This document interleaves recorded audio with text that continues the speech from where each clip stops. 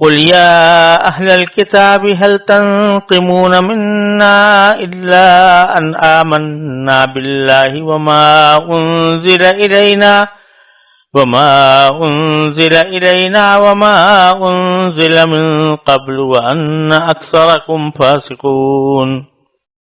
قل هل أنبئكم بشر من ذلك مثوبة عند الله من لعنه الله وغضب عليه وجعل منهم القردة والخنازير وعبد الطاغوت أولئك شر مكانا وأضل عن سواء السبيل وإذا جاءوكم قالوا آمنا وقد دخلوا بالكفر وهم قد خرجوا به والله أعلم بما كانوا يكتمون وترى كثيرا منهم يسارعون في الإثم والعدوان وأكلهم السحت لبئس ما كانوا يعملون۔ ان آیات کریمہ کا ترجمہ یہ ہے کہ تم کہو،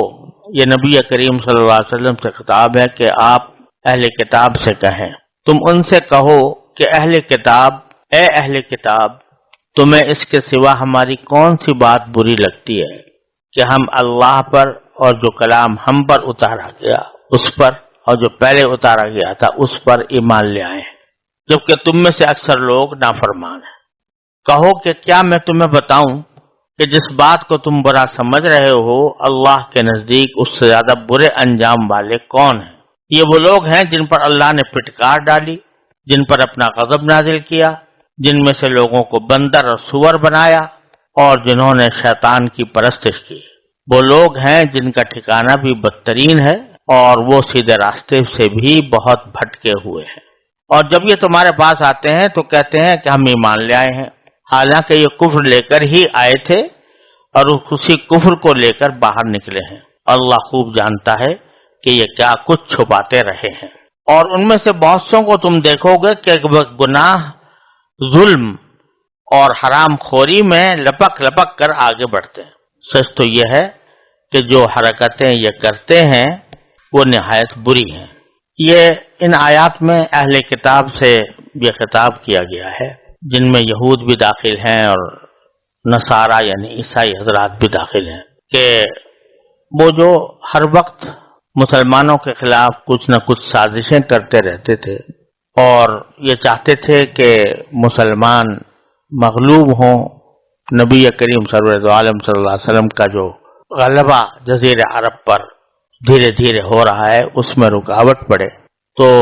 نبی کریم سرور عالم صلی اللہ علیہ وسلم سے ان آیات میں فرمایا گیا کہ ان سے یہ پوچھو کہ بھائی تمہیں ہم سے ایک دشمنی کیا ہے؟ کیا دشمنی اس بات کی ہے کہ ہم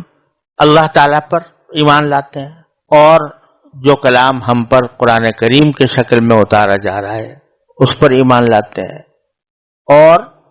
اس سے پہلے جو کلام نازل ہوئے تھے، تورات، زبور، انجیل یا دوسرے صحائف انبیاء کرام علیہم السلام، ان پر بھی ایمان لاتے ہیں۔ ہم نہ تورات کے منکر ہیں، نہ زبور کے، نہ انجیل کے، لیکن تم قرآن کے منکر ہو۔ ہم چاروں پر ایمان لاتے ہیں، تو کیا ہمارا چاروں پر ایمان لانا تمہیں برا لگتا ہے؟ آپ ذرا دیکھو کہ جن چیزوں کو تم برا سمجھ رہے ہو وہ ان میں صرف ایک ہی بات ہے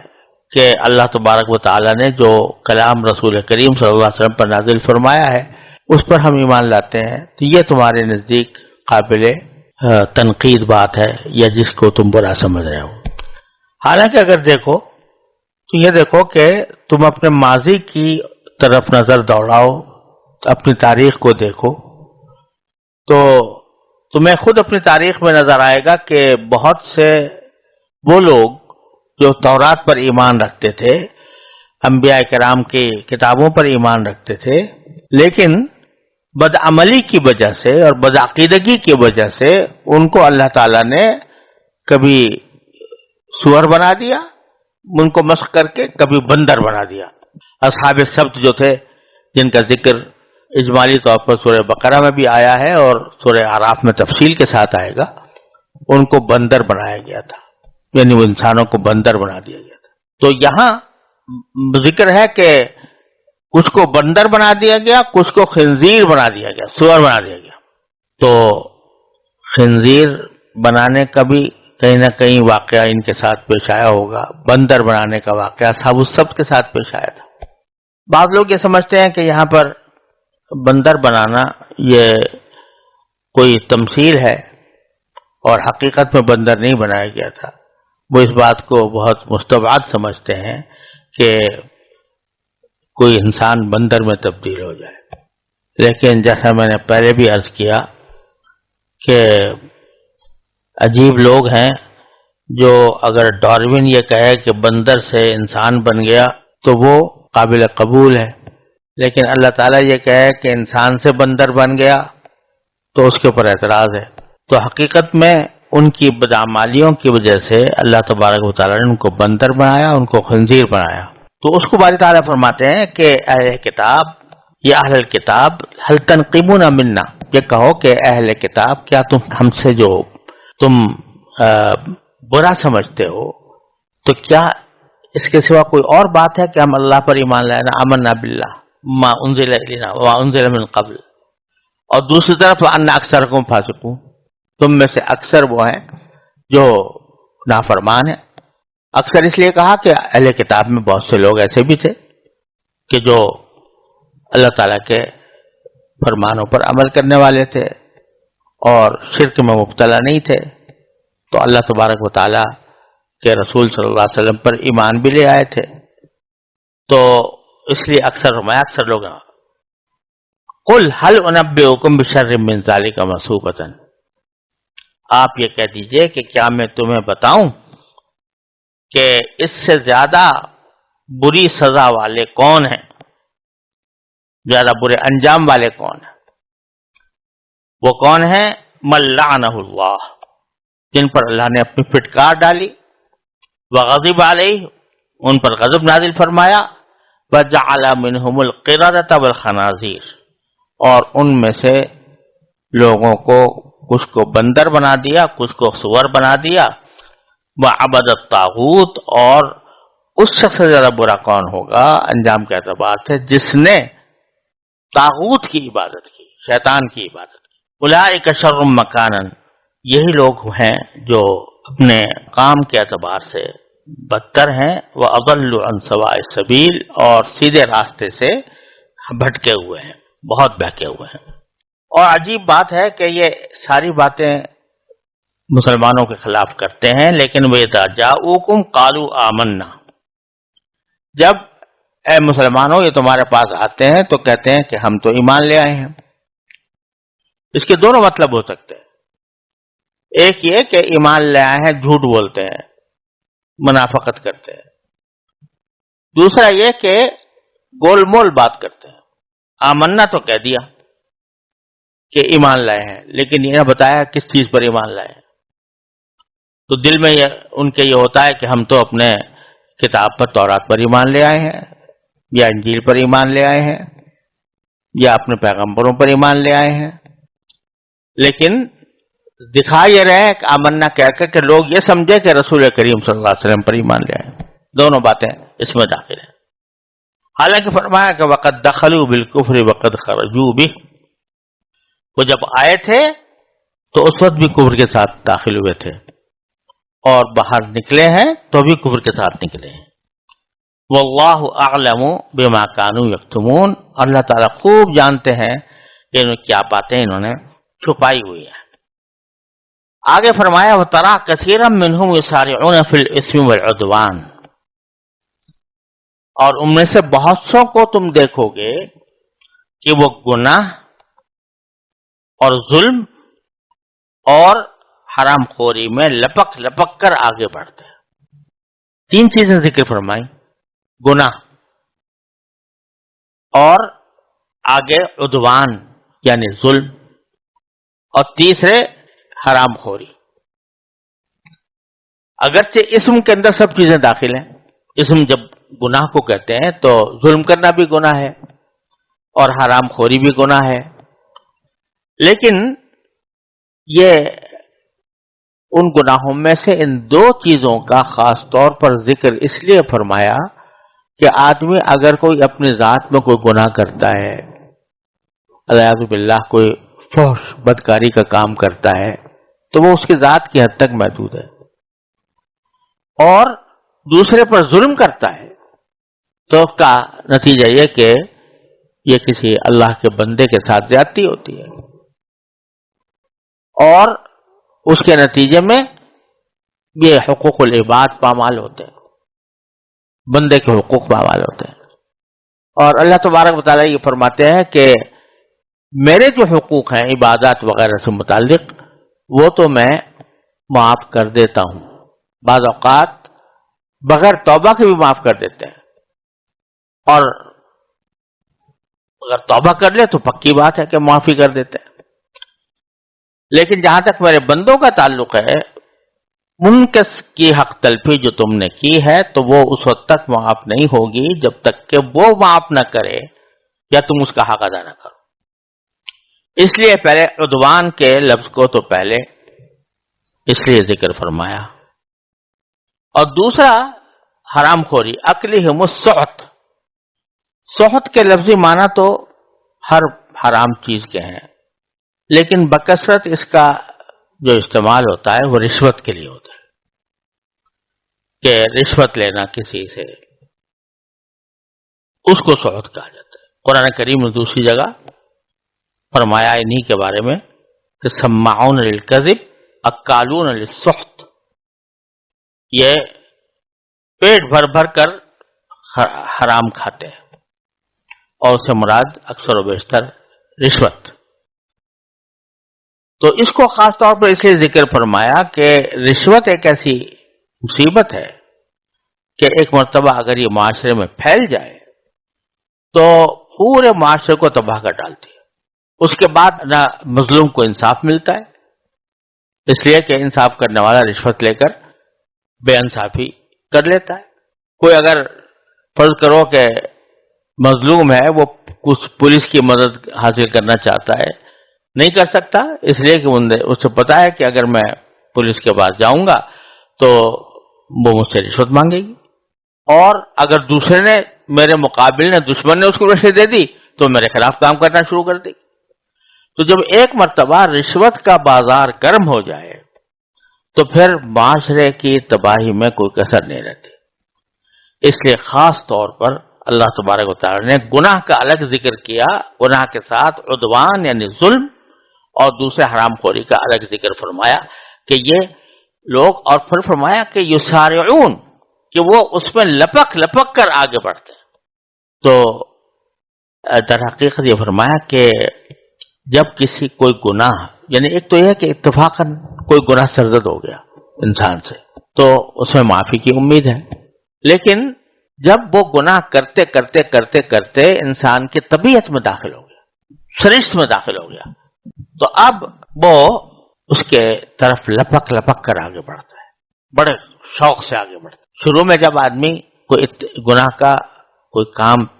شروع میں ابتدا میں کیا کرنا کا خیال پیدا ہوا تو دل میں ہیبت بھی ہوتی ہے، دل میں ایک رکاوٹ بھی ہوتی ہے کہ بھئی یہ گناہ کا کام ہے، میں کروں کیا نہ کروں، تو اس کا ایک خوف بھی ہوتا ہے، اس کے لیے طبیعت میں ایک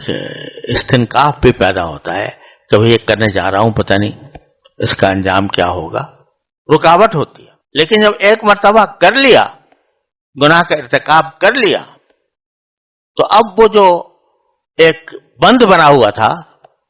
وہ جو ایک خوف تھا، تو وہ خوف نکل گیا ایک مرتبہ۔ تو اب کہتا ہے بھئی یہ تو ہو گیا، لہذا اب اگر دوسری بار بھی کر لوں تو کیا ہے، تو پھر دوسری بار بھی کر لیتا۔ شروع میں کچھ ندامت ہوتی رہتی ہے کہ بھئی کر تو لیا میں نے لیکن برا کیا، لیکن جب یہ کرتا ہی رہتا ہے تو پھر وہ ندامت بھی ختم ہو جاتی ہے، الیاذ باللہ، وہ ندامت ختم ہو جاتی ہے، وہ رکاوٹ دور ہو جاتی ہے، تو پھر آگے لپک لپک کر اس کام کو کرتا ہے،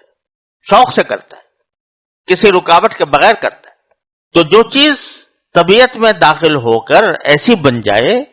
کہ اس کی برائی ہی مٹ جائے، تو اللہ بچائے وہ انتہا کا مرحلہ ہوتا ہے گناہ کے عادی بن جانے کا، تو وہی مراد ہے یسارعون فی الاسم۔ دوسری طرف اللہ تبارک و تعالیٰ نے نیک بندوں کے لیے فرمایا یسارعون فی الخیرات، وہ خیرات کی طرف لبک کر آگے بڑھتے ہیں، یعنی اب نیکی ان کے دل میں ایسی طرح سرایت کر گئی ہے، طبیعت میں داخل ہو گئی ہے، رگ و پے میں سما گئی ہے کہ اب اگر کوئی نیکی کا موقع آتا ہے تو اس چاہے کتنی ہی اس میں مشقت نظر آ رہی ہو، لیکن وہ آگے بڑھ کر لپک کر اس نیکی کی طرف جاتے ہیں۔ تو اس سے یہ پتہ چل رہا ہے کہ ہر چاہے وہ گناہ ہو یا ثواب کا کام ہو، دونوں میں یہ خاصیت ہے کہ جب آدمی کرتا رہے تو گناہ کے گناہ ہونے کی الیاذ باللہ برائی دل سے نکل جاتی ہے، اور اس کی وجہ سے آدمی گناہ کا عادی بن جاتا ہے اور اس کے نتیجے میں گناہ اور کرتا ہے۔ اور نیکی کے اندر اگر شروع میں کوئی مشقت ہو رہی تھی اور نفس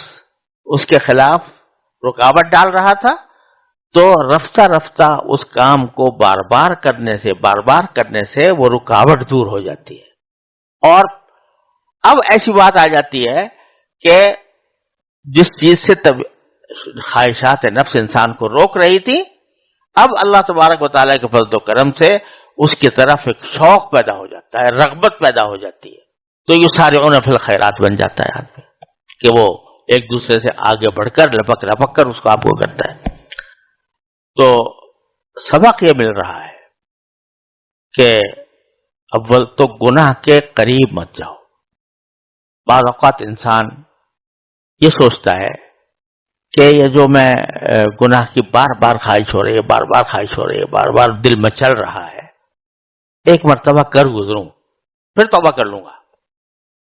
ایک مرتبہ کر گزروں پھر توبہ کر لوں گا۔ تو یہ جو نفس مجھ پر بار بار زور ڈالتا ہے، اس کا ایک مرتبہ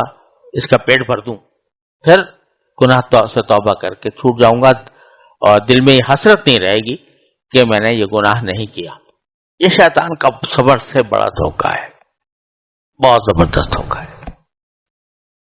کیونکہ ہوتا یہ ہے کہ اگر ایک گناہ جو ابھی تک کیا نہیں تھا، صرف نفس اور شیطان اس کی طرف آمادہ کر رہے تھے، ابھی تک کیا نہیں تھا، جب ایک مرتبہ اس پر جرأت ہو جاتی ہے اور آدمی کر گزرتا ہے، تو وہ پیاس جو گناہ کی پیاس تھی وہ گھٹتی نہیں ہے، بڑھتی ہے، وہ انسان کو اور آگے لے جاتی ہے۔ یہ جو دھوکہ ہے نا شیطان کا کہ ایک مرتبہ حسرت پوری ہو جائے گی تو میں مطمئن ہو جاؤں گا، وہ کبھی مطمئن نہیں ہوتا، اس کے نتیجے میں وہ اور گناہ کی طرف مزید پیاس بڑھتی ہے، بلکہ جرأت بڑھ جاتی ہے کہ پہلے تو ایک رکاوٹ تھی، اب وہ رکاوٹ بھی ٹوٹ گئی، تو اس لیے وہ آدمی گناہ میں بڑھتا چلا جاتا ہے۔ تو اس لیے سبق یہ مل رہا ہے کہ کسی گناہ کو اس لیے بھی اختیار نہ کرو کہ ایک مرتبہ حسرت نکل جائے، کیا پتا اس کے بعد تمہیں توبہ کا موقع ملے کہ نہ ملے، اور کیا پتا کہ توبہ کا تقاضا بھی دل میں پیدا ہو کہ نہ ہو، برائی کا احساس بھی دل میں پیدا ہو کہ نہ ہو، اعوذ باللہ کسی پر موت آ جائے، اور پھر یہ تو ہے ہی دھوکہ کہ ایک مرتبہ گناہ کر کے آدمی مطمئن ہو جائے، ایسا نہیں ہوتا، پیاس بڑھتی ہے، خواہشات مزید آگے کی طرف لے جاتی ہیں، اور اللہ بچائے کرتے کرتے کرتے کرتے کہیں ایسا نہ ہو جائے کہ یہ سارعون فی الاسم والعدوان میں داخل ہو۔ اللہ تعالیٰ اس سے ہر مسلمان کو محفوظ رکھے۔ لولا ينهاهم الربانيون والأحبار عن قولهم الإثم وأكلهم السحت لبئس ما كانوا يصنعون۔ یہ سورہ مائدہ کی آیت نمبر 63 ہے، اور اس کا ترجمہ یہ ہے ان کے مشائخ اور علماء ان کو گناہ کی باتیں کہنے اور حرام کھانے سے آخر کیوں منع نہیں کرتے؟ حقیقت یہ ہے کہ ان کا یہ طرز عمل نہایت برا ہے۔ یہاں پیچھے ذکر ہو رہا تھا بنی اسرائیل کے لوگ جن بدعمالیوں میں گرفتار تھے ان کا خاص طور پر ذکر کیا گیا تھا، اور پچھلی آیت میں یہ کہا گیا تھا کہ یہ لوگ ظلم اور حرام خوری میں لپک لپک کر آگے بڑھتے ہیں۔ اللہ تبارک و تعالیٰ اس کے بعد یہ فرماتے ہیں کہ یہ ان کی کمزوری اور ان کا گناہ تو ہے ہی، لیکن اس کی بہت بڑی وجہ وہ مشائخ ہیں اور علماء ہیں جو آنکھوں سے دیکھ رہے ہیں کہ یہ اس قسم کی برائیوں میں مبتلا ہیں، پھر بھی ان کو روکتے نہیں۔ لولا ینہاہم الربانیون والاحبار، ان کے مشائخ اور علماء ان کو آخر کیوں منع نہیں کرتے؟ کس بات سے؟ عن قولہم الاسم واکلہم السحت، ایک تو گناہ کی باتیں کہنے سے اور حرام کھانے سے۔ اور یہ سمجھ لیجئے کہ ربانیون جو کہا گیا ہے یہ اللہ تبارک و تعالیٰ کی طرف نسبت ہے، رب کی طرف۔ ربانی یعنی وہ شخص جس کا تعلق اپنے پروردگار سے جڑا ہوا ہو، لفظی معنی یہ ہے۔ اور اس کو یہ سمجھنا چاہیے کہ یہ اس قسم کے لوگ ہیں جنہوں نے اپنے آپ کو اللہ تعالیٰ کے ذکر و فکر کے لیے مخصوص کر لیا، جیسے ہمارے ہاں اسلام میں صوفیہ کہلاتے ہیں یا اولیاء کرام کہلاتے ہیں۔ تو ان کا جو بنیادی مشغلہ یہ ہوتا ہے کہ وہ خود بھی عبادات میں مصروف رہتے ہیں اور دوسروں کو بھی عبادات کی تلقین کرتے ہیں، گویا خود بھی اللہ تعالیٰ سے تعلق مضبوط رکھتے ہیں اور دوسرے لوگوں کو بھی اللہ تعالیٰ سے مضبوط تعلق رکھنے کا مشورہ دیتے ہیں۔ تو ان کو ربانیین کہا گیا ہے، یعنی ایسا نہیں ہے کہ وہ علم نہیں ہے ان کے پاس، علم تو ہے ہی، لیکن ان کا بنیادی مشغلہ ذکر و فکر ہے اور دوسرے لوگوں کو اللہ تعالیٰ سے قریب لانے کی فکر اور کوشش ہے۔ دوسرا لفظ ہے احبار۔ احبار حبر کی جمع ہے، اور حبر عالم کو کہتے ہیں۔ یہود کے جو علماء تھے ان کو احبار کہا جاتا تھا، جو حبر کی جمع ہے۔ تو بڑے عالم کو، متباحر عالم کو حبر کہا جاتا تھا۔ تو یہ لوگ موجود تھے، شروع سے موجود تھے۔ تو اللہ تبارک و تعالیٰ فرما رہے ہیں کہ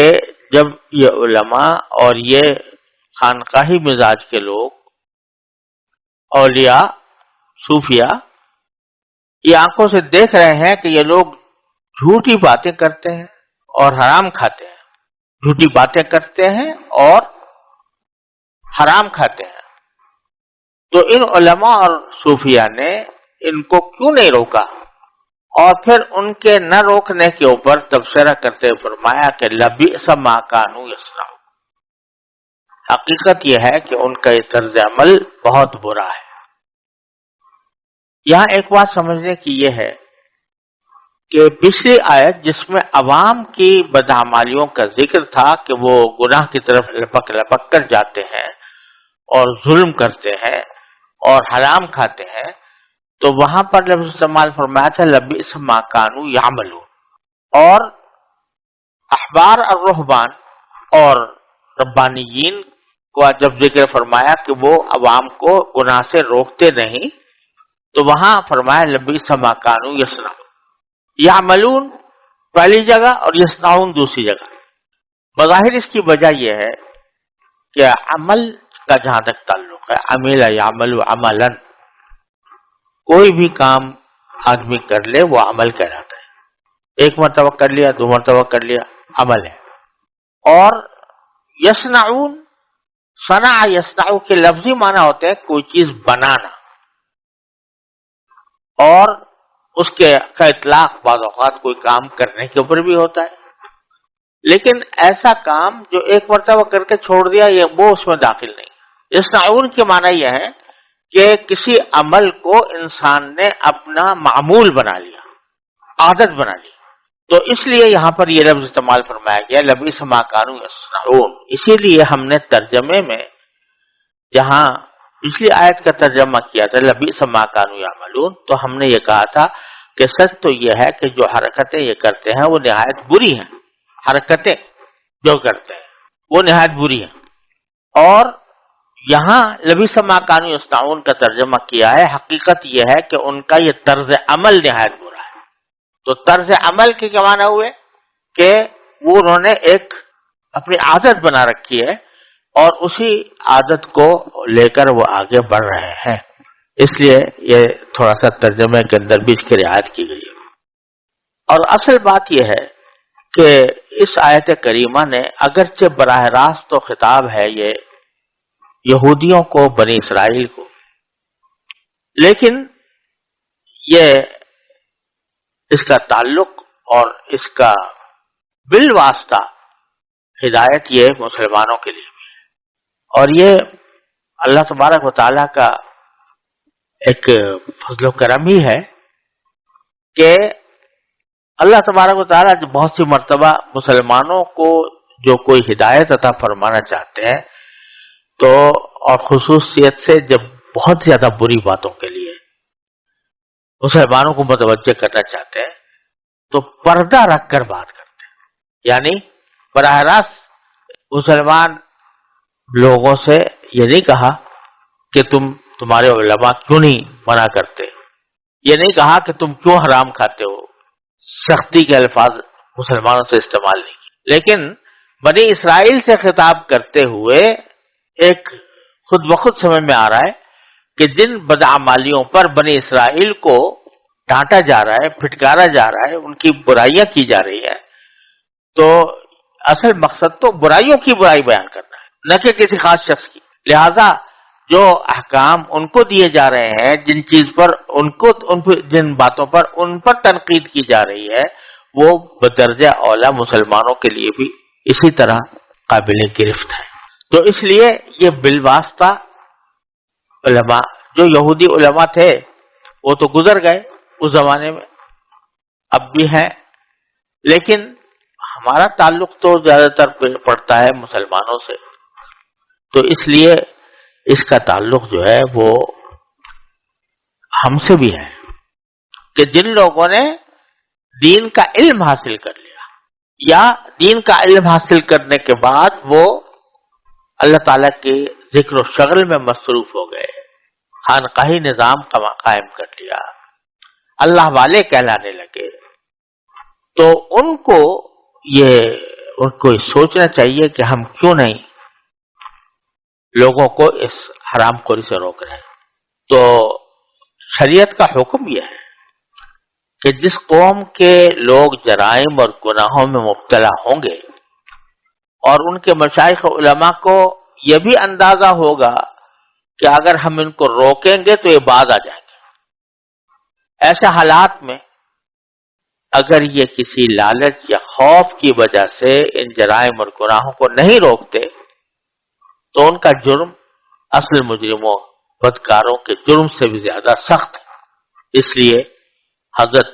عبداللہ ابن عباس رضی اللہ تعالیٰ نے فرمایا کہ مشائخ علماء کے لیے پورے قرآن میں اس سے زیادہ سخت تنبیہ کہیں اور نہیں ہے، اگرچہ عنوان یہودیوں کا ہے لیکن فرماتے ہیں کہ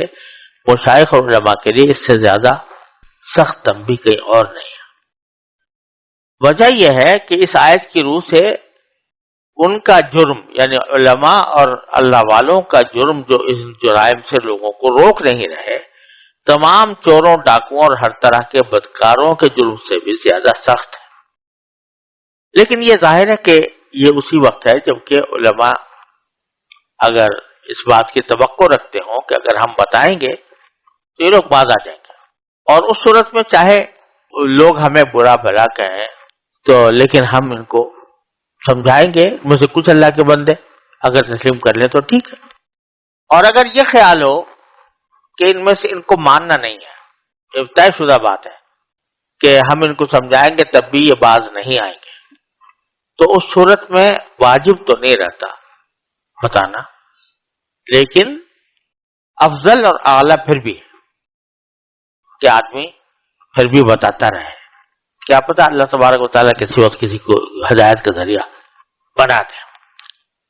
اور یہی در حقیقت امت کی اصلاح کا طریقہ تھا، ہے اور رہے گا، کیونکہ اللہ تبارک و تعالیٰ نے جب کسی کو علم عطا فرمایا یا اپنے ساتھ تعلق مضبوط کر لیا تو وہ صرف اپنے لیے نہیں جیتا،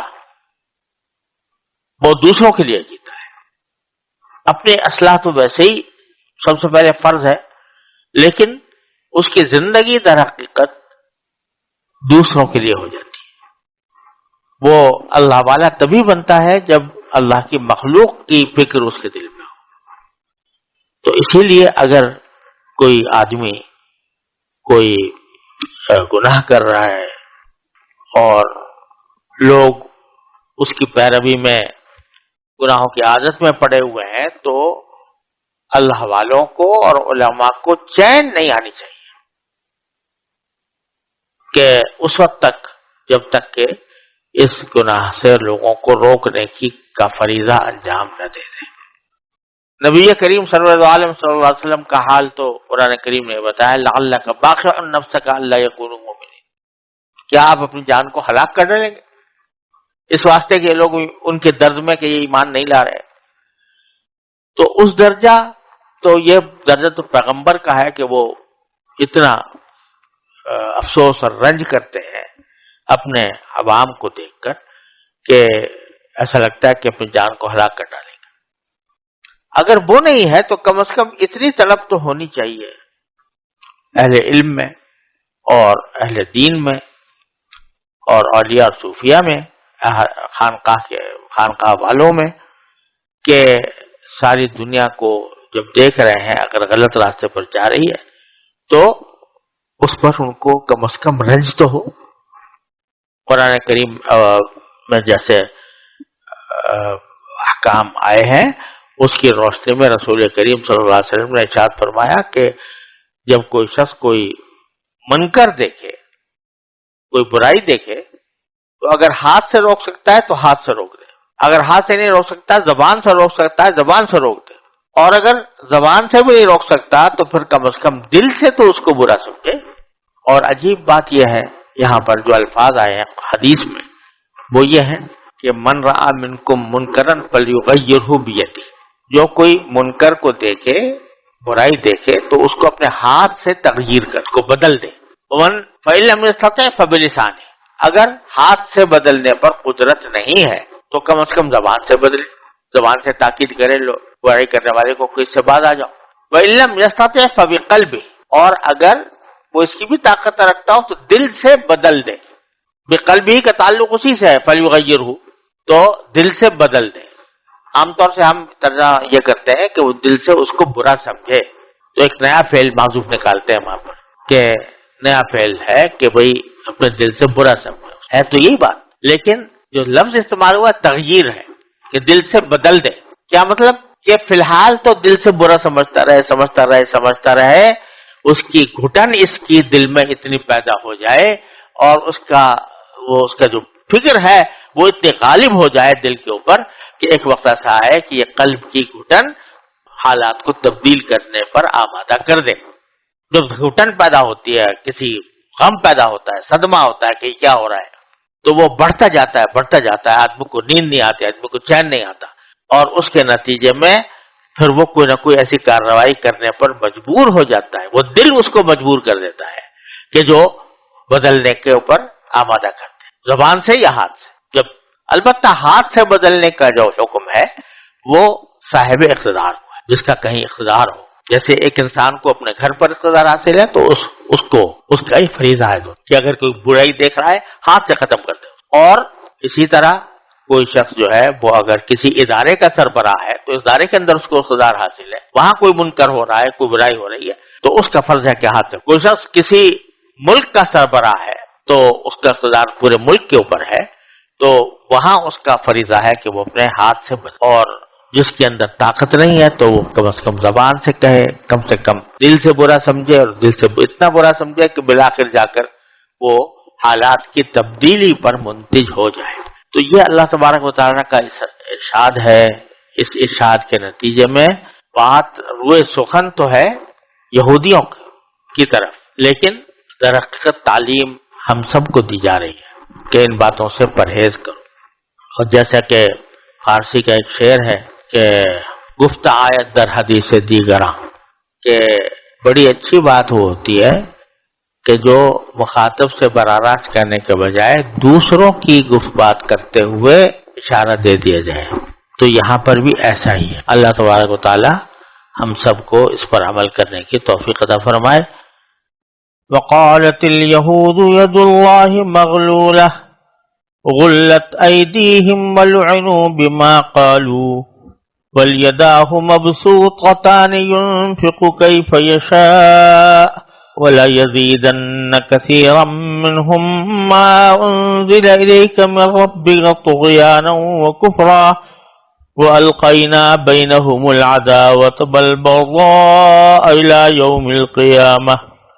كلما أوقدوا نارا للحرب أطفأها الله ويسعون في الأرض فسادا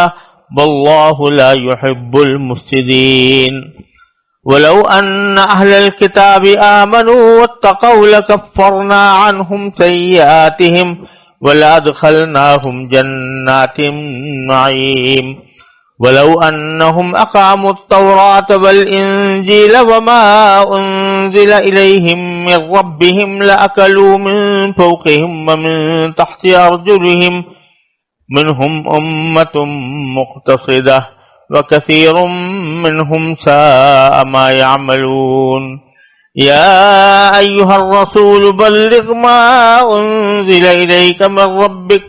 وَإِن لَّمْ تَفْعَلْ فَمَا بَلَّغْتَ رِسَالَتَهُ وَاللَّهُ يَعْصِمُكَ مِنَ النَّاسِ إِنَّ اللَّهَ لَا يَهْدِي الْقَوْمَ الْكَافِرِينَ۔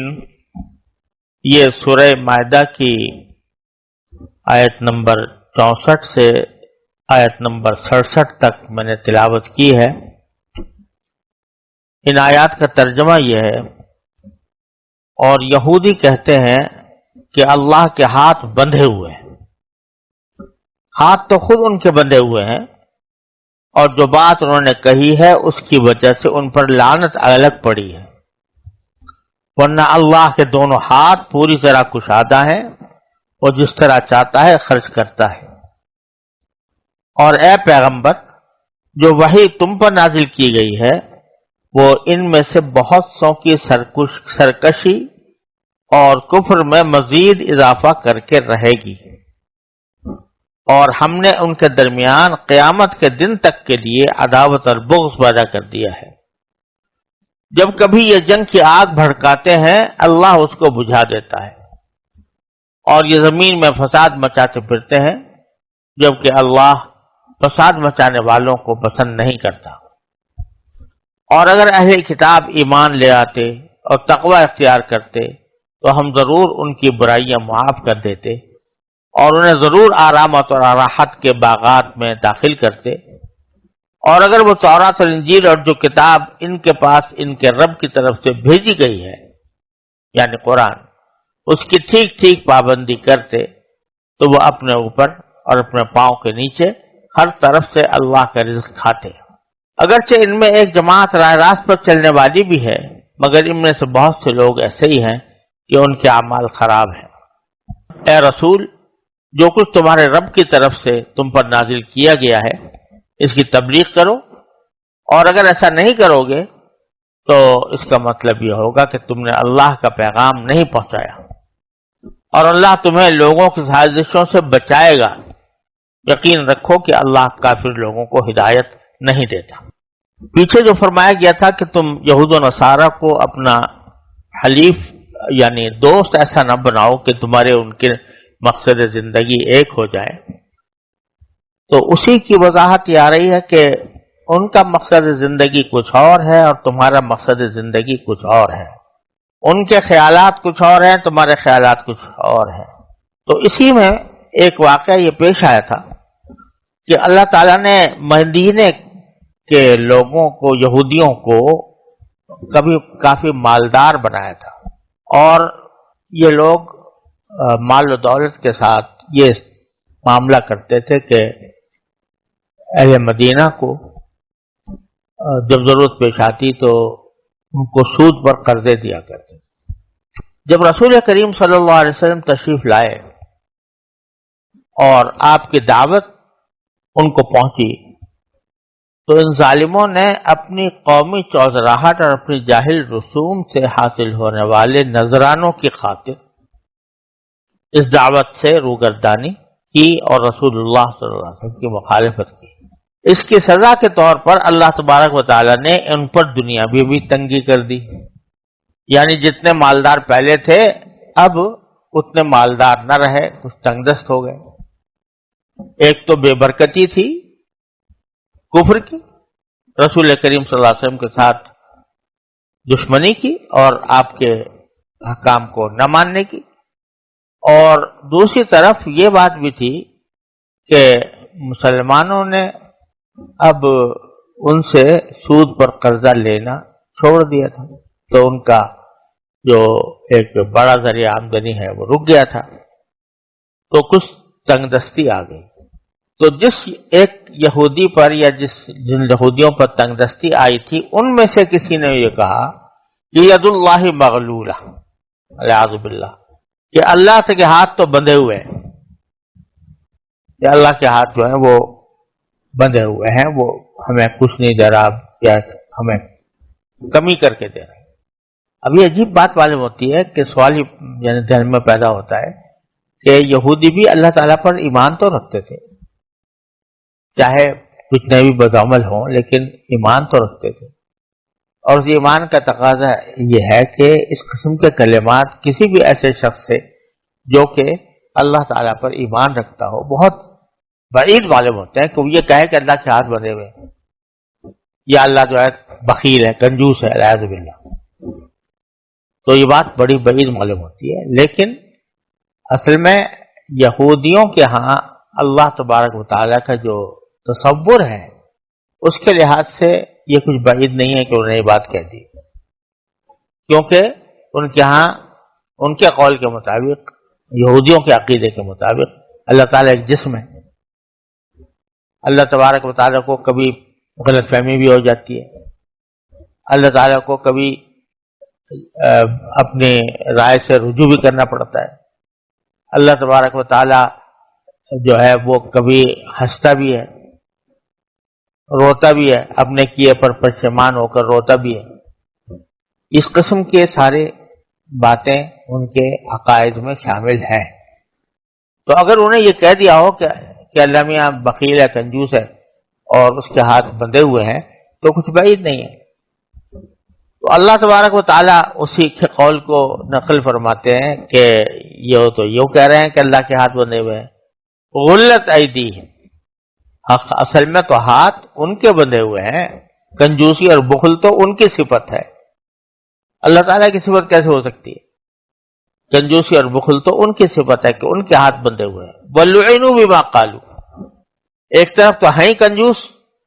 اور دوسری طرف جو اس قسم کی باتیں کہہ رہے ہیں ان کی وجہ سے لعنت الگ پڑی ہے ان کے اوپر۔ تو یہ کہنے کے بعد باری تعالیٰ فرماتے ہیں کہ ينفق بل یداہ مبسوطتان، باری تعالیٰ کے ہاتھ تو کشادہ ہیں، پھیلے ہوئے ہیں، یعنی دینے کے لیے لوگوں کو۔ ينفق کیف یشاء، وہ جیسے چاہتا ہے خرچ کرتا ہے۔ اب یہاں ہاتھ باری تعالیٰ کا ذکر کیا گیا، باری تعالیٰ کے ہاتھ پھیلے ہوئے ہیں۔ اب ہاتھ باری تعالیٰ کے کیسے ہوتے ہیں، اس کی کنہ کیا ہے، اس کی حقیقت کیا ہے، اس بحث میں پڑھنے کی ضرورت نہیں۔ یداہ جو قرآن کریم میں جو اللہ تعالیٰ کی مختلف صفات بیان فرمائی گئی ہیں اس میں بعض اوقات ان کو اعضاء سے تعبیر کیا گیا ہے، جیسے یہاں پر ہاتھ ہے، یا بعض جگہوں پر عین، آنکھ کا بالتسنا علی عینی فرمایا گیا. تو اس قسم کے جو الفاظ آئے ہیں ان کے بارے میں جو صحیح اہل سنت کا مسلک ہے وہ یہ ہے کہ ان الفاظ پر ایمان رکھنا چاہیے کہ یہ صفات ہیں باری تعالیٰ کی. ید بھی ایک صفت ہے، ہاتھ بھی ایک صفت ہے، اور عین بھی ایک صفت ہے، لیکن یہ صفات باری تعالیٰ یہ کسی جسم جیسی نہیں ہے، بلکہ اللہ تعالیٰ جسم سے منزہ ہے. اب کیا حقیقت ہے اس صفت کی جس کو ید سے تعبیر کیا گیا ہے یا عین سے تعبیر کیا گیا ہے، تو اس کی کیا کنہ ہے، کیا حقیقت ہے، یہ متشابہات میں سے ہے. ہم نہیں جان سکتے کہ اس کی کنہ کیا ہے. لہذا سلف صالحین کا معمول یہ رہا ایسے مواقع پر کہ یہ کہتے ہیں کہ جو کچھ آیا ہے قرآن کریم میں ہم اس کو مانتے ہیں، لیکن ہمیں نہیں معلوم کہ وہ اس کی کیفیت کیا ہے، اس کی کنہ کیا ہے. تو یہاں پر بھی یہی ہے کہ دو ہاتھ ہماری تعالیٰ کے پھیلے ہوئے ہیں، یہ اس کی صفت ہے جو پھیلی ہوئی ہے، جود و کرم کی، جود و سخا کی. وَلَأَزِيدَنَّ كَثِيرًا مِّنْهُمْ مَا أُنزِلَ إِلَيْكَ مِن رَّبِّكَ طُغْيَانًا وَكُفْرًا. اب باری تعالیٰ فرماتے ہیں کہ سے بہت زیادہ امیدیں لگانا کوئی ضروری نہیں ہے. آپ مسلمانوں سے کہا جا رہا ہے کہ ان سے خاص امید نہ لگائیں کہ کوئی آیت نازل ہوگی تو یہ اس کو سنیں گے تو ان کے دل پر اثر ہوگا اور پھر اس کو اسلام قبول کر لیں گے. ان کا معاملہ تو برعکس ہے کہ جب بھی آپ کی طرف اے پیغمبر، جب بھی آپ کی طرف کوئی کلام نازل ہوگا، کوئی وحی نازل ہوگی، تو کیا ہوگا؟ یعنی ما انزل الیک من ربک کا معنی ہے کوئی بھی کلام جو نازل ہو آپ کے اوپر آپ کے پروردگار کی طرف سے، تو کیا ہوگا اس کا؟ وَلَيَزِيدَنَّ كَثِيرًا مِّنْهُمْ طُغْيَانًا وَكُفْرًا، کہ اس کے نازل ہونے سے ان کے سرکشی میں اور کفر میں مزید اضافہ ہو. ایک مزید اضافہ ہونے کی ایک وجہ تو یہ ہے کہ پہلے 10 آیتوں کا انکار کرتے تھے، اب 12 کا کریں گے. جب 10 کے بجائے 12 ہو گئی آیتیں نازل ہو گئی تو پہلے 10 کا انکار کرتے تھے، اب 12 کا کریں گے، تو گویا کفر میں اضافہ ہو گیا. اور دوسرا اضافہ یہ کہ جتنی مرتبہ آیت نازل ہوگی ان کی حسد کی آگ اور بڑھ گئی، کیونکہ آیات قرآنیہ جب آتی ہیں تو اپنے ساتھ جو بلاغت لے کر آتی ہیں، جو مفاہیم لے کر آتی ہیں، جو مضامین لے کر آتی ہیں، وہ اتنے اعلیٰ اور عرفہ ہوتے ہیں کہ ان کے دل میں حسد کی آگ اور بڑھتی ہے کہ یہ مسلمانوں پر کیوں نازل ہو رہا ہے. لہذا ان کی سرکشی میں بھی اضافہ ہوتا ہے اور ان کے کفر میں بھی اضافہ ہوتا ہے. وَأَلْقَيْنَا بَيْنَهُمُ الْعَدَاوَةَ وَالْبَغْضَاءَ إِلَى يَوْمِ الْقِيَامَةِ، اور ہم نے ان کے درمیان آپس میں آگ بڑھکا ڈال دی ہے، دشمنی اور بغض قیامت تک. اس میں یہ بھی مقصود ہو سکتا ہے کہ یہ اہل کتاب اور جو بھی ہیں عیسائی اور نصرانی، ان دونوں کے درمیان آپس میں عداوت ڈال دی ہے، باوجود کہ یہ تورات پر دونوں متفق ہیں، لیکن اس کے باوجود ان کے درمیان بغض اور عداوت پھیلی ہوئی ہے. اور اس سے مراد یہود بھی ہو سکتے ہیں، جو مدینہ منورہ کے اندر جو یہود رہتے تھے ان کے بہت سے فرقے تھے، تو اس فرقہ بندی کی وجہ سے ان کے درمیان عداوت اور بغض تھا. وَيَسْعَوْا كُلَّمَا أَوْقَدُوا نَارًا لِلْحَرْبِ أَطْفَأَهَا اللَّهُ، جب بھی یہ جنگ کی آگ بھڑکانا چاہتے ہیں تو اللہ تعالیٰ اس کو بجھا دیتا ہے. یہ ان کی ان سازشوں کا ذکر ہے یہودیوں کی، جو وہ رسول کریم صلی اللہ علیہ وسلم اور صحابہ کرام کے ساتھ جنگ کرنے کی جنگ کرنے کی جو اسکیمیں بناتے تھے ان کی طرف اشارہ ہے. ایک تو یہ ہوا کہ کعب ابن اشرف جو یہودیوں کا سردار تھا، وہ جا کر ابو جہل وغیرہ سے ملا اور کہا کہ یہ آ گئے ہیں ہمارے پاس لیکن ایسا کرتے ہیں کہ ہم آپس میں مل کر ان کے اوپر حملہ کرتے ہیں. آپ بھی ہمارے ساتھ شامل ہو جاؤ، ہم اندر سے ان کے خلاف کارروائی کریں گے، آپ باہر سے آ جاؤ. یہ تجویز پیش کی. اسی طریقے سے متعدد مواقع پر نبی کریم صلی اللہ علیہ وسلم کے خلاف سازشیں تیار کی. ایک مرتبہ رسول کریم صلی اللہ علیہ وسلم ان کے ہاں گئے، بنو قریظہ بنو نذیر کے درمیان کچھ مسئلہ تھا، اس کو سلجھانے کے لیے، صلح کرانے کے لیے انہوں نے پیچھے سے ایک آدمی بٹھا دیا کہ جب نبی کریم صلی اللہ علیہ وسلم یہاں پر تشریف فرما ہوں گے تو اوپر سے ایک چٹان آپ کے اوپر پھینک دے گا، والعیاذ باللہ، جس سے آپ شہید ہو جائیں گے. اللہ تعالیٰ نے حضرت جبرائیل علیہ السلام کو پہلے سے بتا دیا، حضرت السلام نے رسول کریم صلی اللہ علیہ وسلم کو بتا دیا کہ ایسی سازش تیار کی جا رہی ہے، لہٰذا آپ وہاں بیٹھے ہی نہیں اور تشریف لے آئے. تو غرض اس طرح متعدد مواقع پر انہوں نے جنگ کی آگ بڑھ کر. غزوہ احزاب کے موقع پر انہوں نے یہود کی مدد کی، اندر سے پیچھے کی طرف سے اندر سے چھرا گھونپنے کی کوشش کی. تو ہر طرح سے یہ جنگ کے لیے مختلف طریقے اختیار کرتے ہیں اور چاہتے ہیں کہ جنگ کی آگ بھڑک جائے، لیکن اطفاء اللہ تعالیٰ اس کو بجھا دیتا ہے. اس سے معلوم ہوتا ہے کہ جنگ بذات خود کوئی پسندیدہ چیز نہیں ہے. بعض مرتبہ لوگ سمجھتے ہیں کہ جہاد یا قتال بذات خود مقصود ہے اور یہ مقاصد زندگی میں شامل ہے، اور جب تک قتال نہ ہو تو اس تک گویا زندگی بیکار ہے. تو یہاں سے یہ بات معلوم ہو رہی ہے کہ جنگ بذات خود مقصود نہیں ہے. جنگ آخر میں آتی ہے جب سارے حربے ناکام ہو جائیں تو پھر اس وقت جنگ کی نوبت آتی ہے اور اس وقت میں مسلمان تلوار اٹھاتا ہے. لیکن بذات خود آدمی سمجھے کہ بھائی جنگ بذات خود اچھی چیز ہے، یہ درست نہیں ہے. نہ قرآن کریم کا تقاضا ہے نہ رسول کریم صلی اللہ علیہ وسلم کا تقاضا ہے. خود نبی کریم صلی اللہ علیہ وسلم نے غزوہ حدیبیہ کے موقع پر جو کفار مشرکین سے بات کی تو انہوں نے حضور اقدس صلی اللہ علیہ وسلم نے یہ فرمایا قریش سے کہ قد نہکتہم الحرب، کہ قریش کو جنگوں نے کمزور کر دیا. تو اس لیے میں چاہتا ہوں کہ آپ اور ہم امن و سکون کے ساتھ رہیں 10 سال تک. 10 سال تک کے لیے صلح آپ کرنا چاہیے. اور بظاہر دیکھنے میں جو شرائط صلح کی طے ہوئی تھی وہ کمزور تھی، مسلمانوں کی کمزوری تھی ان میں، لیکن رسول کریم صلی اللہ علیہ وسلم نے اس کو گوارا فرمایا. تو معلوم ہوا کہ اصل چیز یا اصل مقصود زندگی لڑائی نہیں ہے. کلما عقدوا نارا للحرب اطفأها اللہ. اب باری تعالیٰ فرماتے ہیں کہ اب ہم جو یہ آگ بھڑکانے کی کوشش کرتے ہیں لڑائی کی، وہ تو ہم بجھا دیتے ہیں. تو اب کیا کرتے ہیں؟ وَيَسْعَوْنَ فِي الْأَرْضِ فَسَادًا. تو اب یہ زمین میں فساد پھیلاتے پھرتے ہیں. اور فساد سے مراد یہ غلط پروپیگنڈا، جھوٹ بولنا، اتہام لگانا، مسلمانوں کے خلاف سازشیں کرنا، جھوٹ موٹ باتیں کہنا، یہ ساری باتیں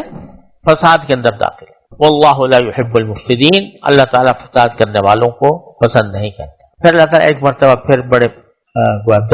جیسے درد سے بات کی جاتی ہے اس طرح یہ فرماتے ہیں کہ وَلَوْ أَنَّ أَهْلَ الْكِتَابِ آمَنُوا وَاتَّقَوْا لَكَفَّرْنَا عَنْهُمْ سَيِّئَاتِهِمْ وَلَأَدْخَلْنَاهُمْ جَنَّاتِ النَّعِيمِ وَلَوْ أَنَّهُمْ أَقَامُوا التَّوْرَاةَ وَالْإِنْجِيلَ وَمَا أُنزِلَ إِلَيْهِمْ مِنْ رَبِّهِمْ لَأَكَلُوا مِنْ فَوْقِهِمْ وَمِنْ تَحْتِ أَرْجُلِهِمْ. اب یہ بتلا رہے ہیں باری تعالیٰ کہ یہ تمہارے اوپر جو تنگ دستی پیش آئی ہے یہ معاذ اللہ تعالیٰ کے بخل کی وجہ سے نہیں بلکہ تمہارے اپنے عمل کی وجہ سے. اور اگر اہل کتاب وَلَوْ أَنَّ أَهْلَ الْكِتَابِ آمَنُوا وَاتَّقَوْا، اگر اہل کتاب ایمان لے آتے، تقوی اختیار کرتے تو کیا ہوتا؟ لَكَفَّرْنَا عَنْهُمْ سَيِّئَاتِهِمْ، تو ہم ان کی برائیوں کا کفارہ کر دیتے، برائیوں کو معاف کر دیتے. وَلَأَدْخَلْنَاهُمْ جَنَّاتِ النَّعِيمِ، اور ان کو ضرور داخل کرتے نعمت کے باغات. اور پھر آگے فرمایا وَلَوْ أَنَّهُمْ أَقَامُوا التَّوْرَاةَ وَالْإِنْجِيلَ، اگر یہ لوگ قائم کرتے تورات کو اور انجیل کو. تورات کو قائم کرتے یعنی تورات کے احکام پر عمل کرتے، انجیل پر کو قائم کرتے یعنی اس کے احکام پر عمل کرتے اپنے وقت میں. وما انزل الیہم من ربہم، اور یہ جو اللہ تعالیٰ کی طرف سے کلام اب اتارا جا رہا ہے یعنی قرآن کریم، اس کو سیدھا کر اس پر عمل کرتے تو کیا ہوتا؟ لَأَكَلُوا مِن فَوْقِهِمْ وَمِن تَحْتِ أَرْجُلِهِمْ، تو یہ اپنے اوپر سے بھی کھاتے اللہ تعالیٰ کا رزق اور پاؤں کے نیچے سے بھی کھاتے. یہاں بتایا جا رہا ہے ان آیتوں میں کہ یہ جو تنگ دستی تم پر آئی ہے، یہ تنگ دستی ویسے ہی نہیں آ گئی بلکہ تمہارے عمل کی وجہ سے، کہ جب رسول کریم صلی اللہ علیہ وسلم تشریف لے آئے تو تمہارا فرض تھا کہ تم ان کے اس پر ایمان لاتے اور ایمان لا کر ان کی اطاعت کرتے، لیکن تم نے بغاوت کا راستہ اختیار کیا، اس کی وجہ سے تنگ دستی تمہارے اوپر آئی. اب بھی ہم کہتے ہیں کہ اگر یہ ایمان لے آئیں، تقوی اختیار کر لیں، تو پھر اللہ تعالیٰ آسمان و زمین کے لیے دولتیں نازل کر سکتا ہے. اصل بات کہنے کی تو یہ تھی کہ اگر یہ ایمان لے آئیں اور تقوی اختیار کر لیں تو پھر ان کو تنگ دستی کا بھی شکوہ نہیں رہے گا، پھر ان کو اللہ تعالیٰ اتنا رزق دے گا کہ آسمان سے بھی برسے گا اور زمین سے بھی ابلے گا. لیکن کہنا تو یہ تھا، لیکن اللہ تعالیٰ نے اس سے پہلے ذکر کر دیا کفرنا عنہم سیئاتہم وادخلناہم جنات النعیم، یہ بتانے کے لیے کہ آدمی کو ایمان اور اطاعت وہ دنیاوی مفاد کی خاطر نہیں کرنی چاہیے. ہوگی ضرور دنیا میں مفاد بھی حاصل ہوگا، لیکن جو اصل بات ہے ایمان لانے کا مقصد یہ نہیں ہونا چاہیے کہ اس کے نتیجے مجھے پیسے بڑھ جائیں گے، دولت بڑھ جائے گی. لہذا پہلے ہی ذکر کیا کہ اگر وہ ایمان لے آئیں گے اور تقوی اختیار کریں گے تو ہم ان کے گناہ معاف کریں گے، ان کو جنت میں داخل کریں گے. تو انسان کو چاہیے کہ جب وہ نیک اعمال کر رہا ہو تو اس کی اصل نگاہ کائے پر ہو؟ آخرت پر ہو کہ وہ آخرت میں مجھے جنت عطا ہوگی. اس لیے پہلے اس کا ذکر کریں. حالانکہ سیاق کلام یہ بتا رہا تھا کہ جو تنگ دستی ان کے اوپر آئی تھی وہ ایمان کو چھوڑنے کی وجہ سے آئی تھی، اور یہ کہہ رہے ہیں کہ اللہ تعالیٰ کہ اگر وہ تم یہ حرکتیں چھوڑ دو تو تمہیں دنیا کی تنگ دستی بھی دور ہو جائے گی. لیکن دنیا کے تنگ دستی دور ہونے کا ذکر بعد میں اور کفارہ سیئات کا ذکر اور جنت میں داخلے کا ذکر پہلے فرمایا تاکہ یہ بات واضح ہو جائے کہ آدمی کو ایمان اور طاعت دنیاوی دولت کی خاطر نہیں کرنی ہے، اس کو اصل مقصود تو جنت نعیم ہے، اس کی خاطر کرے. البتہ اس کا ایک ضمنی فائدہ یہ بھی ہو جاتا ہے کہ بسا اوقات اس سے دنیاوی مشکلات بھی دور ہو جاتی ہیں. اور یہ جو فرمایا کہ اگر وہ سیدھا کر دیں، اقامت کریں تورات اور انجیل اور قرآن کی اقامت. اب ایک لفظ یہ بھی ہو سکتا تھا کہ اگر وہ اس پر عمل کریں، لیکن لفظ استعمال فرمایا اقامو، اقامت کریں تورات کی، انجیل کی اور قرآن کی. اقامت میں دو باتیں داخل ہیں. ایک یہ کہ جو ان کے احکام ہیں ان کو صحیح طریقے سے صحیح آداب و شرائط کے ساتھ انجام دیں. جیسے اللہ تعالیٰ نے اقام الصلاۃ فرمایا، سارے قرآن میں کہیں یہ نہیں فرمایا صلو نماز پڑھو، بلکہ ہر جگہ یہ فرمایا نماز قائم کرو. قائم کرنے کے معنی کیا ہے کہ اس کو اس کے صحیح آداب و شرائط کے ساتھ، اس کے تفصیلی احکام کے ساتھ اس کو ادا کرو. تو اب یہاں باری تعالیٰ تورات، انجیل اور قرآن کے بارے میں بھی وہی لفظ استعمال فرما رہے ہیں، جس کے معنی یہ ہے کہ محض اتنی بات نہیں کہ یہ اعمال دیکھنے میں کر لیے، بلکہ اقامت ان کے تمام آداب و شرائط کے ساتھ ادا کرتے تو یہ ہوتا. اور دوسرے معنی اقامت کے یہ بھی ہیں کہ آدمی اقامت جب کوئی دین پر عمل کرے تو ساتھ ہی دنیا میں اس کو قائم کرنے کی کوشش بھی کرے، اس کو دنیا میں قائم کرنے کی، دنیا میں اس کو نافذ کرنے کی کوشش بھی کرے. یہ اقامت کہ حتی الامکان دعوت و تبلیغ کے ذریعے دوسروں تک اس دین کو پہنچائے تاکہ وہ پھیلے اور اس دنیا میں نافذ ہو، یا اگر اللہ تبارک و تعالی حکومت اور سیاست عطا فرما دے تو حکومت کے ذریعے اس کو لوگوں کے اوپر عمل نافذ، یہ ساری باتیں اقامت کے اندر داخل۔ دوسری سورہ شورا کے اندر فرمایا وَأَقِیمُوا الدِّینَ وَلَا تَتَفَرَّقُوا فِیہ، کہ دین کو قائم کرو، تو قائم کرنے کے اندر یہ ساری باتیں داخل ہیں، اچھی طرح ادا کرنا اور اس کو دوسروں پر بھی نافذ کرنے کا جو صحیح طریقہ ہے وہ اختیار کرنا۔ البتہ یہاں یہ بات سمجھ لینی چاہیے کہ یہ جو فرمایا گیا کہ اگر وہ تورات، انجیل اور قرآن کریم پر عمل کرتے اور اس کو اقامت کرتے اس کی، تو آسمان و زمین سے کھاتے، تو یہ بے شک ان یہودیوں سے یہ وعدہ کیا گیا ہے، لیکن اس کو ایک کلیہ قاعدہ نہیں سمجھنا کہ جب بھی کوئی شخص دین پر عمل کرے گا تو ضرور اس کو تنگ دستی سے نجات ملے گی، یا ضرور وہ مالدار ہو جائے گا یا خوشحال ہو جائے گا، یہ اس کی کوئی گارنٹی نہیں ہے۔ اس وقت کے یہودیوں سے بے شک کہا گیا تھا، لیکن اس کا مطلب یہ نہیں ہے کہ ساری زندگی میں ہر آدمی کے ساتھ یہ وعدہ ہے کہ بھئی تم نماز پڑھو گے تو تمہارے تن دولت میں اضافہ ہوگا، یا دین کے احکام پہ عمل کرو گے تو تمہاری خوشحالی بڑھے گی، یہ کوئی گارنٹی نہیں، اس کے برخلاف بھی ہو سکتا ہے۔ بعض اوقات انسان دین پر عمل کرنے کی کوشش کرتا ہے تو کچھ تنگی کے ساتھ حالات اس کے پیش آتے ہیں۔ آپ ذرا دیکھ لیجئے کہ جب نبی کریم صلی اللہ علیہ وسلم نے دعوت کا آغاز فرمایا، صحابہ کرام نے بڑی قربانیاں دے کر دین قبول کیا، لیکن کتنی سختیوں سے گزرے، فاقوں کی نوبت پہنچی، اور 13 سال مکہ مکرمہ میں سختی کے گزار کر پھر مدینہ منورہ آئے۔ تو ضروری نہیں ہے کہ ہر آدمی جو دین، لہذا یہ سوچ کر کوئی دین میں داخل نہ ہو کہ بھئی اس سے میرے پیسے بڑھ جائیں گے، یہ میری خوشحالی میں اضافہ ہو جائے گا۔ اصل مقصد ہونا چاہیے وہی جیسا میں نے عرض کیا کہ آخرت کی بھلائی، اللہ تعالیٰ کی خوشنودی۔ ہاں اس سے بسا اوقات ایسا ہوتا ہے کسی گارنٹی کے بغیر کہ اللہ تبارک و تعالیٰ اپنے فضل و کرم سے اس کے رزق میں بھی کشادگی پیدا فرما دیتے ہیں۔ لہذا اس کو یہ نہیں سمجھنا چاہیے کہ بھئی اللہ تعالیٰ نے قرآن کریم میں تو یہ کہا تھا کہ بھئی اوپر سے بھی رزق ملے گا تمہیں، نیچے سے بھی ملے گا، اور آج ہم نے اسلام قبول کیا تو نہ ہمیں اوپر سے آ رہا ہے نہ نیچے سے آ رہا ہے۔ تو یہ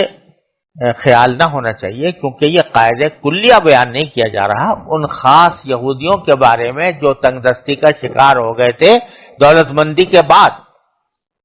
اپنی کفر کی وجہ سے، تو ان کو کہا جا رہا ہے کہ آپ اگر لاؤ گے تو اوپر نیچے سے تمہیں کرنا۔ پھر باری تعالیٰ فرماتے ہیں وَمِنْهُمْ أُمَّةٌ مُقْتَصِدَةٌ، یعنی اہل کتاب جو ہم باتیں کر رہے ہیں تو یہ سارے ایک جیسے نہیں ہیں کہ سب کافر ہوں، بلکہ ان میں سے سیدھے راستے پر رہنے والے لوگ بھی ہیں، یعنی وہ لوگ جو بنی اسرائیل سے تعلق رکھتے تھے، پہلے یہودی تھے یا عیسائی تھے، اور نبی کریم سرور عالم صلی اللہ علیہ وسلم کے ہاتھ پر بیعت کی یا بیعت نہیں کی تو کم از کم آپ کی تصدیق کی اور آپ پر ایمان لائے اور پھر آپ کی اطاعت کی، یہ سیدھے راستے پر ہیں اگرچہ ہیں بنی اسرائیل سے۔ وَكَثِيرٌ مِّنْهُمْ سَاءَ مَا يَعْمَلُونَ، لیکن ان میں سے بیشتر لوگ وہ ہیں کہ جو برے کام کرتے آئے ہیں۔ اور اب اللہ تبارک و تعالیٰ فرماتے ہیں یا ایھا الرسول بلغ ما انزل الیک من ربک، یہ مطلب یہ ہے کہ یہودی تمہارے ساتھ کچھ بھی کرتے ہیں، کوئی سازشیں کریں، کوئی گستاخیاں کریں، لیکن آپ کا کام ان کو سدھارنا،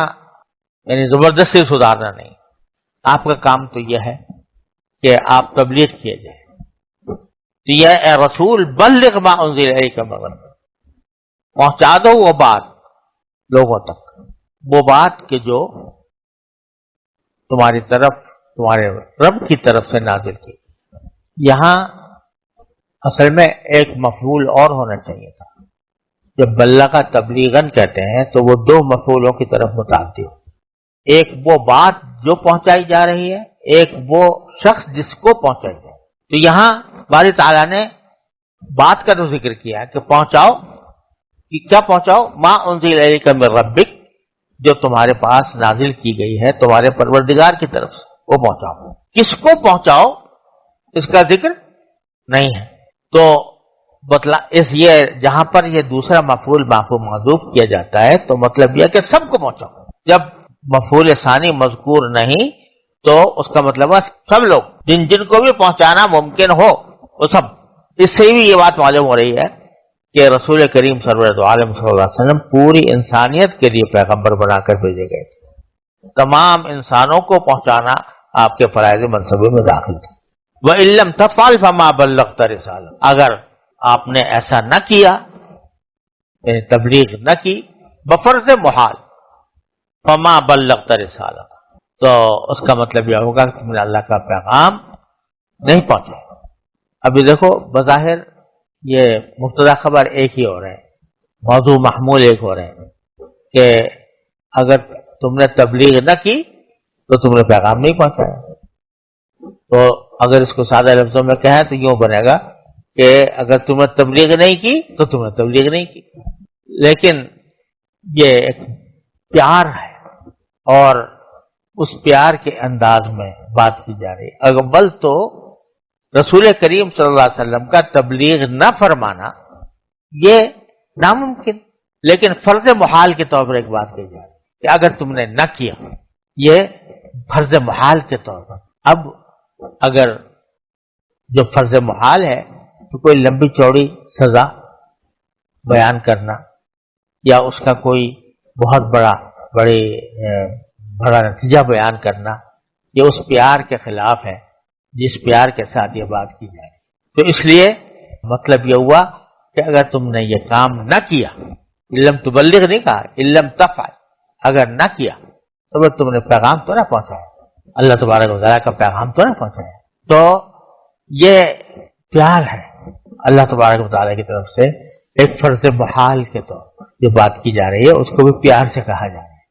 علم تفعل فما بلغت رسالتہ۔ اور اگر تبلیغ میں تمہیں اندیشہ ہو کہ دشمن لوگ تمہیں نقصان پہنچائیں گے تو واللہ یعصمک من الناس، تو اس کی فکر نہ کرو، اللہ تعالیٰ تمہیں لوگوں سے بچائے گا۔ کوئی لوگ تمہارے خلاف کارروائیاں کریں، سازشیں کریں، دشمنیاں کریں تو اللہ تعالیٰ بچائے گا۔ روایات میں آتا ہے کہ جب یہ آیت نازل ہو گئی تھی واللہ یعصمک من الناس، اس سے پہلے صحابہ کرام فرماتے ہیں کہ ہم دشمنوں سے بچاؤ کے لیے کچھ نہ کچھ انتظامات کیا کرتے تھے، اور جب یہ آیت نازل ہو گئی واللہ یعصمک من الناس، رسول کریم صلی اللہ علیہ وسلم کو اللہ نے ذمہ داری لے لی کہ ہم بچائیں گے، تو ہمیں فکر نہ رہی۔ پھر کہ بھائی اب تو اللہ میاں نے جان کہہ رہی تھی اب ہمیں زیادہ فکر کرنے کی ضرورت نہیں، ہمیں بہت زیادہ حفاظتی انتظامات کرنے کی ضرورت ہے۔ تو یہ بھی ساتھ کتنا زبردست، اس میں کتنا پیار ہے، واللہ یعصمک من الناس۔ وہ جو ایک فرض محال کی بات کی گئی تھی وہ بھی بڑے پیار سے، اور پھر اللہ تعالیٰ کی طرف سے جو حفاظت کی ذمہ داری لی گئی وہ بھی بڑے پیار سے، واللہ یعصمک من الناس ان اللہ لا یہدی القوم الکافرین۔ اور ان کی فکر نہ کرو کافروں کی، ان کو اللہ تعالیٰ ہدایت نہیں دیا کرتا، یعنی ان کی سازشیں کامیاب نہیں بنا رہی تمہارے خلاف۔ تو اس لیے آپ اپنے بے فکری کے ساتھ اپنے تبلیغ کے کام میں لگے رہیں۔